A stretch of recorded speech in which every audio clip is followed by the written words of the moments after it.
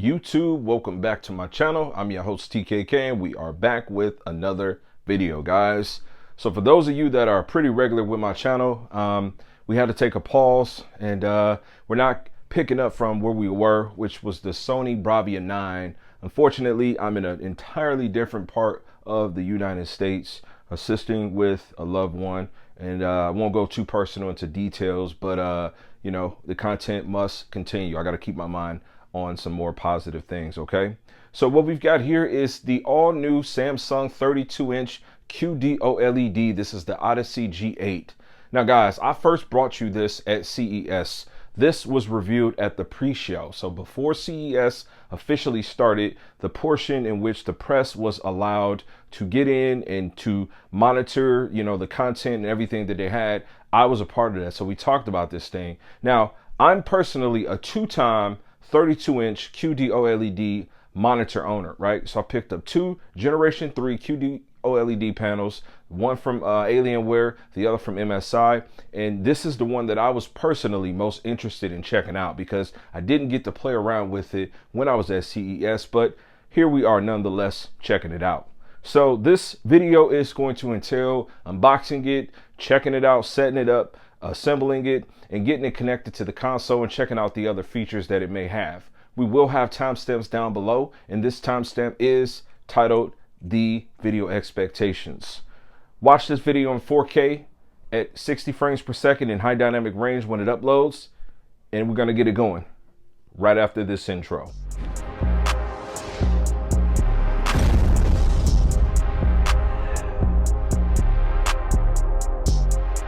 Guys, so as I said, welcome back to the channel, and thanks a lot. Make sure you guys support, like, share, subscribe, all of that type of stuff. So I am limited on the equipment that I have and the space that I have. Also, I have literally reverted back to childhood where I'm in this small room and, you know, I don't have a lot of space, but I'm working with what I got right now. So I decided to pick this monitor up because, as I said, I was very interested. Now, where I live and where I am right now, I did take a drive and I brought a bunch of things. One of the many things that I did not bring that I wish I did was a gaming console. And so we'll have some content around that in the future. But, you know, sitting around, being here for at least 10 days already, I was like, man, you know what? I really, really wish I could play some video games. Ironically, I did bring my arcade stick because I planned on going to some tournaments and such. I'm in Detroit, if I didn't say, and that's where I'm originally from. And so, you know, I just say, hey, man, I got my arcade stick. Maybe I'll go to some meetups. So I need to get a console because, you know, when I'm just wanting to play online, I can't do that. And I figured, you know, if I'm going to get another console, then I'm going to go after one of the best monitors that I can get. And here we are with this. This thing is pretty much going to give you perfect contrast. So if you're new to what an OLED is, it essentially is a TV with a very slim aesthetic, okay? And the contrast is controlled at the pixel level. Now, what that means is that every single pixel, essentially, there's 8.4 million, somewhere around there, pixels, they have the ability to completely just shut off. That's the best way to articulate it for the general folk, okay? And so it just helps with, you know, making sure that whites are where they need to be and blacks are where they need to be. And also it goes a little bit further with having some colors and some separations of different highlight details and so forth. Now, to top it off, this is a QD-OLED, which is never advertised, okay? And what that means is essentially you've got more crayons in the crayon box, okay? This is going to offer more opportunities of green shades, blue shades, yellow shades, purple shades, and etc. So that's kind of like just a rundown of what this is. Now, we're going to go ahead and get this unboxed. We're unfortunately not going to be able to provide you with B-roll footage of it, but I'm going to get this open so we can take a look at everything that's been in here, and then we'll keep going. All right, so we've got a decent overview of everything that comes with this package. Right here on the left, we've got the power brick, which is pretty massive, okay? Biggest opportunity with this is you just got to find a place for it to go. There's been some other companies that have made monitors like this. I'm not going to name because we're going to avoid doing comparisons that have been able to avoid this in all totality. So a little disappointed there. Going around to the right, we do have the arm. This is going to connect to the back of the monitor, and we'll show that, and we'll show the connections of that. Going up to the middle, we've got the base. This guy essentially connects to this piece. Then this piece goes to the back of the monitor. And then we've got a package that comes bundled up that gives us a couple of different things. So we got the USB B to A upstream. That should be a 3.0. what this will do is it'll give us USB-A connections that we can use on the monitor. So that's awesome. That's good stuff. Okay. Moving right along, we've got a DisplayPort cable, and we've got an HDMI 2.1 cable also, as well as we have a non-polarized power cable. Okay, so this essentially needs to connect to the brick, and then what happens is the brick goes into the wall, and you know, that's kind of what we got there. So not much beyond what we would expect from a monitor of this caliber. Let's take a look at the panel itself. All right, here we are with the actual panel. So I'm not going to remove this completely, but we'll take this off so we can get a good look. I love this aluminum look to this thing. I'm glad they didn't go with something white. That's what Alienware did, and that's kind of their niche. MSI is a little bit black. I've seen some different options, but this looks really good, almost like a gunmetal, but I really like that it looks kind of like an aluminum. So very nice there. Left to right, you're going to have your power button and your knob to essentially control the monitor. You've got that USB B upstream, that is 3.0, and then what that does, again, the other end plugs to your computer, and this puts us in a position where we have the two USB-A connections here. So some good options there if you need to be able to connect different things to your monitor that you don't want to plug to the computer. Helps with the cable management piece of it. Okay, moving right along, we've got two HDMI 2.1 connections there for consoles, or you know, anything that needs an HDMI connection. This is a monitor, and it does, you know, have the ability to be used as like a DVD player. So whatever your desires are. Okay. And then over here, we're going to have the DisplayPort cable. Now, this is going to be proprietary to PC graphics cards, okay? A DisplayPort is, you know, what's going to be there. And so instead of HDMI, you can go that option. And then lastly, over here, we do have that circular connection that's going to be for power. So that brick that I showed you in the prior transition, one end goes there, the other end goes to the wall. That's how the monitor gets its power. All right, assembly of the monitor is pretty neat. The base actually just screws on. So these two pieces, just you literally would turn clockwise. They would recommend that you do not install this holding your hand here, right? But doing it longer, further away. And see if we can get this done in one try. Yep, we got a click there. And so we are good there. Now there's a little button that you can also push to release that base. It just pushes up, kind of where you see my thumb going. And that allows you to just kind of lift that monitor arm off of the panel. So let's go ahead and get this thing lifted and turned around so we can take a look at it. All right, so at a first glance, this monitor does have a couple of options for you to be able to make adjustments. We haven't done the peel on it yet for the film, okay? But right now, as it stands, it's at its highest. It does have the ability to drop down about right there, okay? Take it back up, and then you can do your typical run-of-the-mill, you know, panning it left and right. And I like that they did include some type of film that does protect it from the micro scratches. That was an opportunity with the other monitor we won't mention within this video. So good stuff there. I love the design of this. Again, the color, it makes so much pop for the monitor. It gives it a business look, but at the same time, you know, this thing can get down and it can perform really well. Let's go ahead and see if we can get a clean peel here.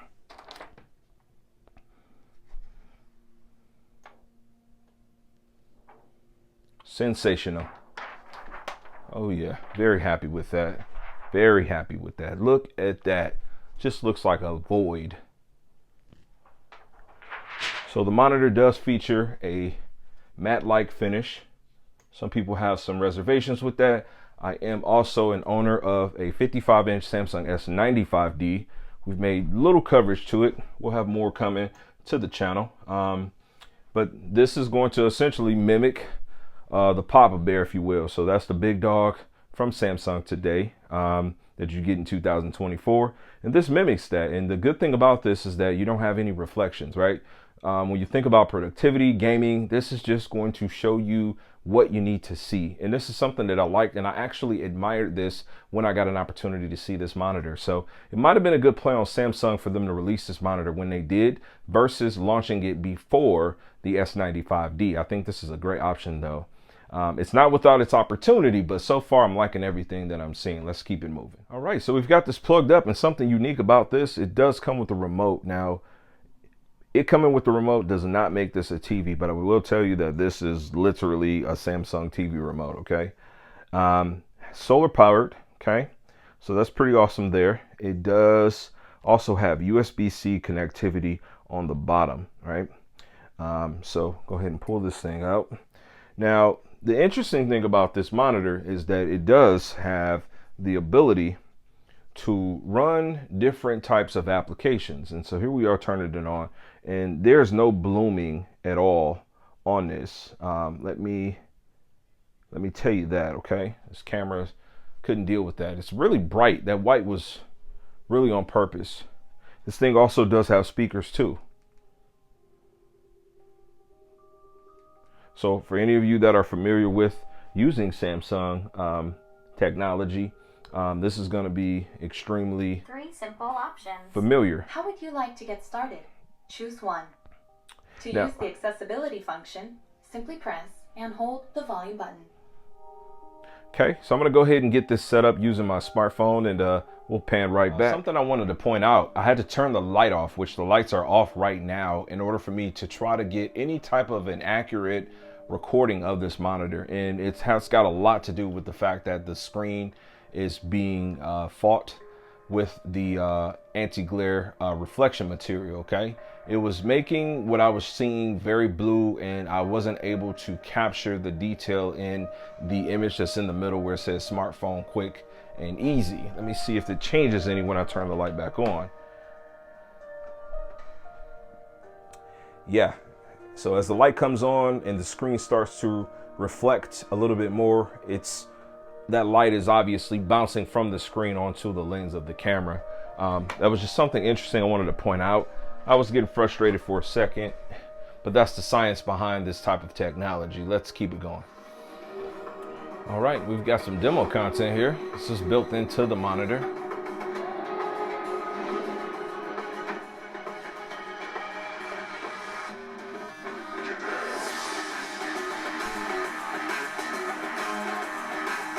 I gotta tell you, the speakers are well done.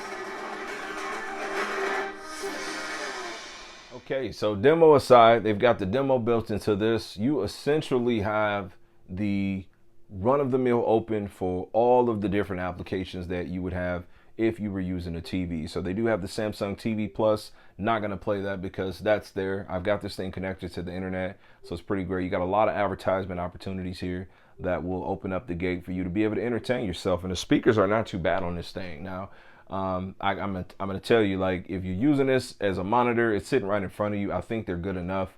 I'm not one of those audio guys when it comes down to using. I gotta use the best desktop speakers. Now, some of my setups, I do have some good speakers. You feel free to look through my content. You can see what I'm working with.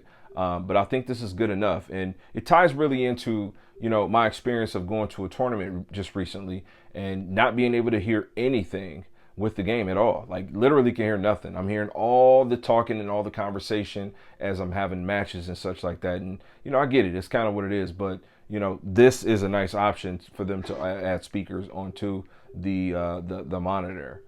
So some great stuff there. You can download all the stuff that you need to, your Netflix, your Plex, which I don't see here, but I'll get Plex on here for my own entertainment purposes. This is really nice because I travel with my 12.9 iPad Pro. Watching Plex. I'm currently binge watching like Tupac movies, and you know, now I can actually download Plex on here, log into my account, and I can watch it on this 32-inch OLED monitor, and I have audio with it. So this is really good, and I've even got a remote. This thing's turned at like half the frequency capabilities, and it's been pretty enjoyable. There are an absolute ton of different settings within this. Can be intimidating. Right now I don't have any connected devices because I haven't connected a console yet.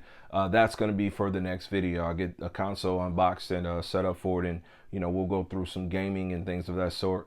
But we've got this black and white animation playing right here, And you know, the TV is plenty bright, man, plenty bright.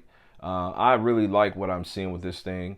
You know, just it looks good out of the box.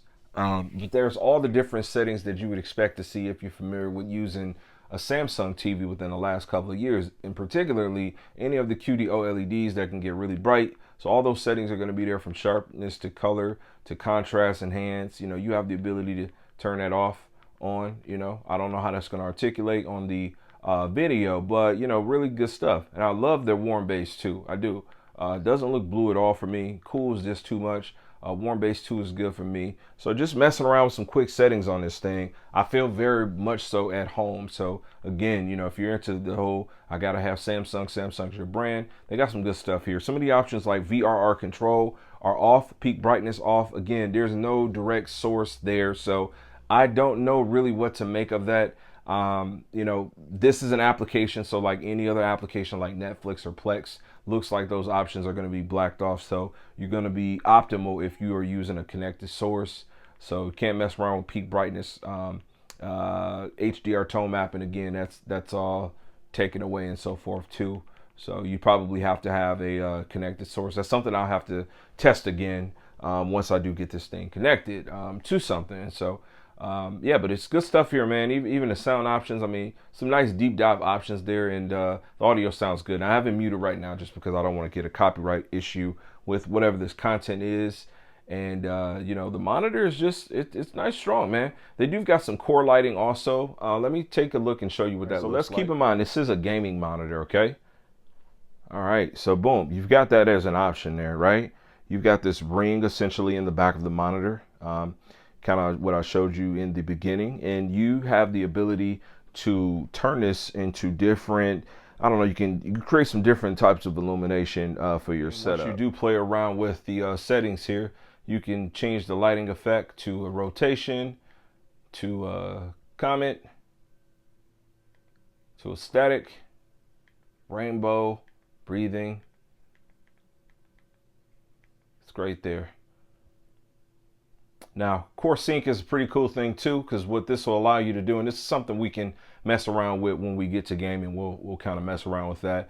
But it essentially tracks what's on the screen to give you that illumination, okay?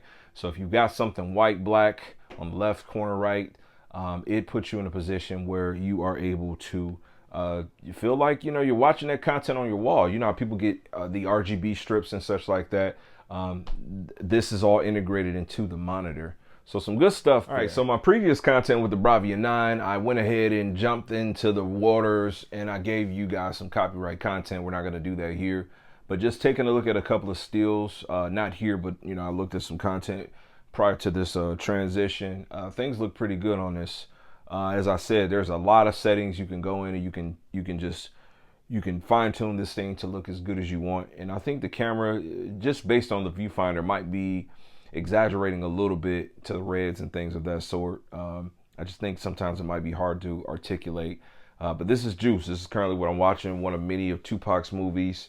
Went ahead and added Plex onto this platform, and looks really good, man. I am extremely happy with you know, what I've been seeing with this platform so far. You know, Plex has been good to me, and the TV is showing everything pretty well, man. It's really bright, like super bright, right? So definitely look like there might be a little bit of clipping with the camera, looking at the 300 and looking at the Batman versus Superman. But again, you've got a reflective screen. You've got a ton of bright light coming out of it. So the camera is looking at that content and doing the best that it can do. Now, this monitor is not without its flaws, okay? Number one, I believe that the ports on the back of the monitor are a little flimsy, okay? So be careful how you press in your HDMI, your display port. You should always be doing that, but be careful with this monitor, okay? Number two, it does not appear to have a headphone jack. I don't know what that's about, but I guess the trade-off is because they have speakers, and they do have decent speakers on this. Now, it's not any sub bass that's gonna, you know, shake the house, but some good audio that does sound like it's front firing, man. It's really good. I'm really impressed with this thing. I've had it turned up to like 55 watching real content, not even gaming. No, the gaming is going to sound better. because that stuff is designed to be more amplified. And so really excited there. But again, no headphone jack there. So, and then another thing I don't like, now these are all things I don't like, right? I don't like that the ports are on the back, okay? The ports definitely would be welcome being south firing, okay?